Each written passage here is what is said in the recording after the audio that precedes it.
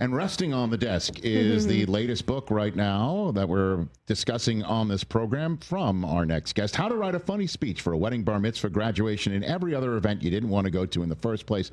The longtime writer and Emmy Award winner, Golden Globe Award winner, Carol Leifer here on the Rich Eisen Show. Great to see you, Carol. How are you? I'm good. It's good to see you again. Yes, good to see you again. Yeah. Yeah, I know, because we met at, I think, the final Curb premiere. Yes, we did. Yeah. And that was a great night. It was a fun night. My gosh. And I feel like I live that show every day. You know what I mean? Like you walk through life and you just run into over-aggressive people and you just see like moments that you call it a Curb moment, right?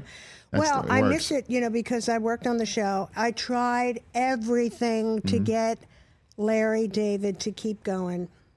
Wasn't going to happen. Wasn't going to happen. No. It's kind of done, right? Yeah. That's unfortunate. But the Curb moments live on. The Curb moments do live on, and I keep thinking of them and telling them to him, but there's no show outlet for it. I thought of one the other day because I'm sitting, this happened about a year ago or so.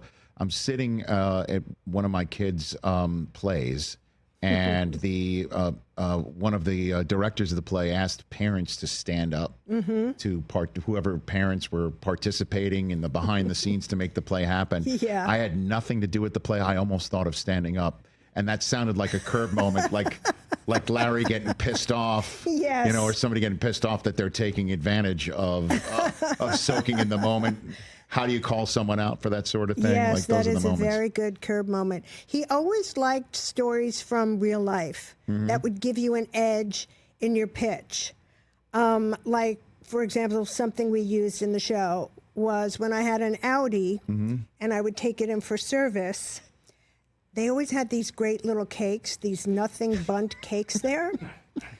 So, the first time I was like, hey, I have a cup of coffee, I have a bunt cake. And then I found myself, whenever I was kind of near that service center, I'd pull in and go, guys, I'm hearing a ping. There's some kind of weird kind of noise. And I'd have a little bunt cake.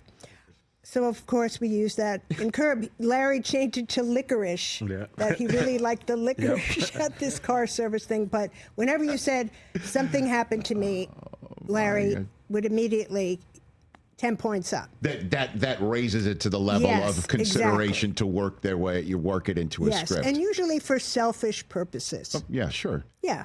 That works out. You were also involved back in the day with Seinfeld, the Marble Rye episode. Yes, wrote the Marble Rye. Did something, which of the many instances of that episode potentially did happen to you in that episode? Well, when I was working on Seinfeld, everybody and their mother would come over to you and go, I have a great Seinfeld idea. And be like, oh, here we go. That's right. And it'd always be like, Betty from work keeps her egg salad in the, it was horrible ideas. Yes. But a friend of mine came over and she said, something happened that I thought was really funny. We were having a dinner party and this couple brought a bread and I forgot to put it out.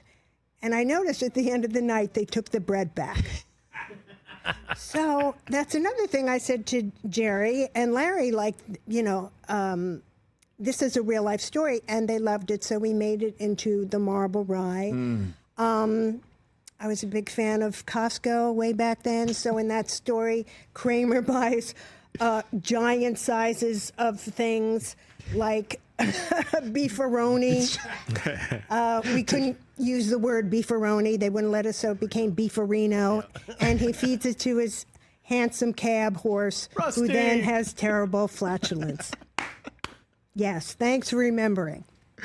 So your frequency of purchasing large things in Costco, and then hearing secondhand a story of somebody forgetting to put out bread and it got taken back by the end of the night. Yes. Becomes an iconic episode of Seinfeld. Yes. So all those kind of things. I'm going to tell you, Rich. Yes. Just mentioning Costco and the fact that I had Kramer say he loved Lindsay olives, that they were the top shelf olive. I got sent so many olives for so many years. I cannot begin to tell you how fantastic it was. Even one of the episodes, that I wrote, Elaine thinks the Korean manicurists are talking about her behind her back in Korean. Because that happened to me when I went to my nail shop. We used the real name of the nail shop that I used to go to in New York, Ruby Nails, and they used it as the exterior. I would walk in and get free manicures for I don't know how long. So this is basically turning into how many stories of free things that I've gotten over the years.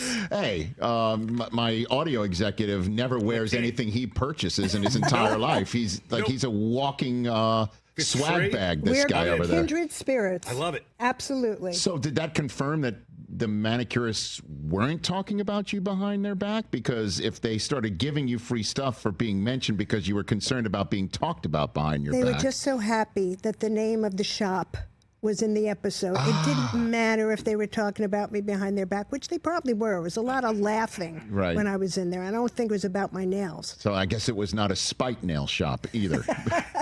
Were you involved in that episode of Curb? Yes, of course. Oh, my gosh. The Spike Store.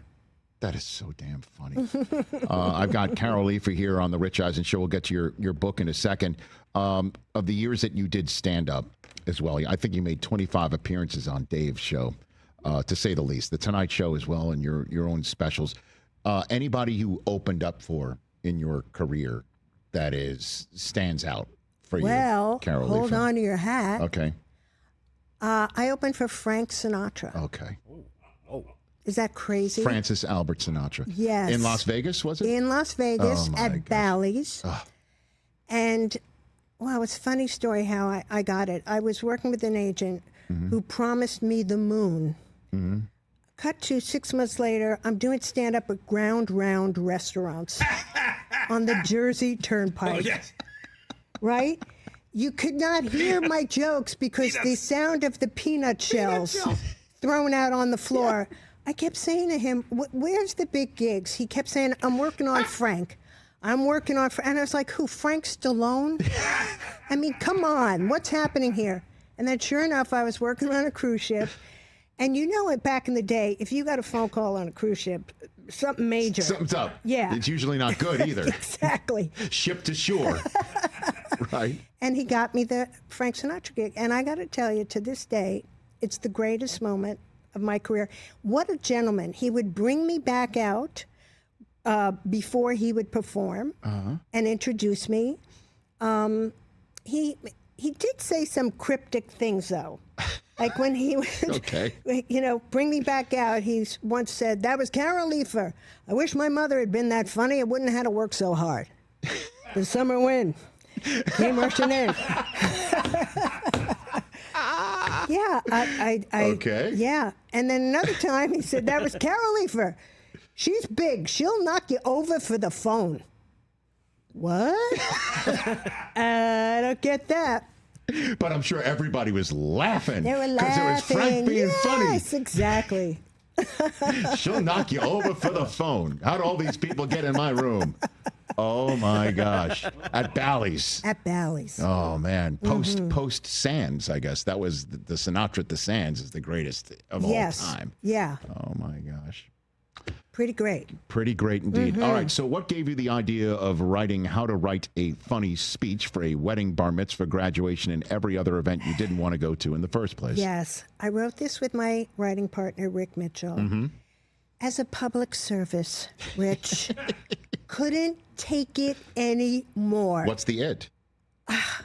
People getting up at events and giving these god-awful speeches that are not only so embarrassing to the person, and somebody's videoing them and it goes up on the web, but so bad that it puts a damper on the entire event. So Rick and I, he's a great comedy writer, he's won 5 Emmys, and we thought, it's not that hard.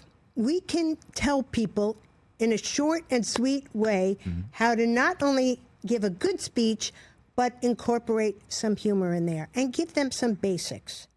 Number 1, 5 minutes and under. Okay? Nice. Because you know these people that go on and on, you're waiting for the speeches to end so you can usually eat, right? You're getting hangry. And they're going on, and it's killing you. That's not good. No. 5 and under, that's number one. Yes. I mean, when your phone is updated twice. During somebody's Yes. Something is very, very wrong. Yes. Okay. Another thing. Yes. People they say their name, but they don't say who they are to the celebrant. Mm-hmm. They get up and they just start talking, and you're trying to figure out, did he go to school with this guy? Yes. Is this a relative? I don't know. Is this his plumber? I mean, you just don't understand. So it becomes like an episode of Matlock instead of enjoying this person's speech. So say who you are to the person. You don't need to hire a private detective to find this. Just come out and give up the information. Yes, all right, exactly. That's number 2. And, Yeah. and in less than 5 minutes, I'm just trying to weave it all together here. Right. All right. And the drinking. One drink. That should be good. Loosen up a little bit. Sure. Yeah. But then people get up there and they're blotto. And it's really embarrassing for the person and for the couple if it's a wedding. So take it easy with the hooch. Take it easy. And you got a forward by Carol Burnett. Yes. How great is that? Now, you've written for her, correct? I have, yeah. When was that? I wrote for her 50th anniversary special of the show, and then for her 90th birthday. Oh, my God. Yeah. And she is the loveliest, sweetest person ever. I asked, to ask her to write the forward. That might have, you feel like it might be a bridge too far. I asked her to write the forward on a Friday of Memorial Day weekend. Right. She reads it over the weekend. Sunday, she says, I loved it. I already wrote the forward. Boom. Yeah. Because normally you have to chase these people down. Yes, you do. No one wants to chase down Carol Burnett and say, hey, Carol, have you done it yet? Like, you don't want to do that. No. Right. Come on, Carol, let's go. Clock is ticking. Yeah, what else you got going on? So that's cool. Yeah. That's great. Yeah, that was really great. Thrilling. Awesome. And I'm getting some cool points with my oldest son for having you here, because one of his favorite show right now, he's binging Hacks. That's great. Congratulations on that as well. Thank you. And My finally gosh. won an Emmy from Hacks. How about that? I know. Right? That was thrilling. And I guess as well, the one of the leads in Hacks is Lorraine Newman's daughter. Yes. Okay, but you wrote for SNL years after Lorraine Newman was gone, right? I wasn't there when Lorraine was there. You were there in the mid-'80s? Yeah. So who was the cast members when you were writing for SNL at the time? It's sort of disaffectionately known as the weird year. Okay. Because it was the year that Lorne Michaels came back to the show, and the cast was like Randy Quaid, Anthony Michael Hall, Robert Downey Jr.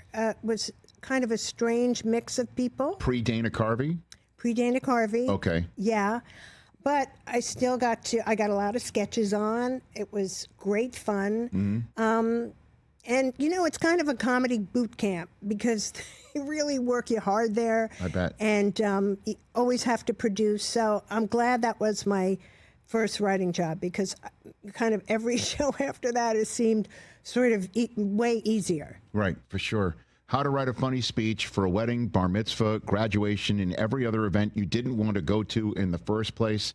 Pick it up. Pick it up right now, where all books are sold. Congratulations on this. Thanks for coming on and sharing all of the memory lane stuff. Oh, my God, what a pleasure. Let's go to Audi, have a bundt cake and a cup of coffee. That is so damn funny.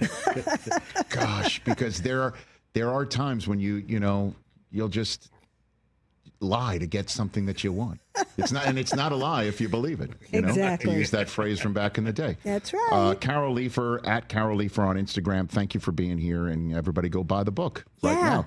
And don't drink. Be quick about it and say who the hell you are. Did I summarize that all up? There you got it all. See, I just checked every box. Catch the Rich Eisen Show live weekdays from 12 to 3 p.m. Eastern on Roku Sports Channel in the U.S.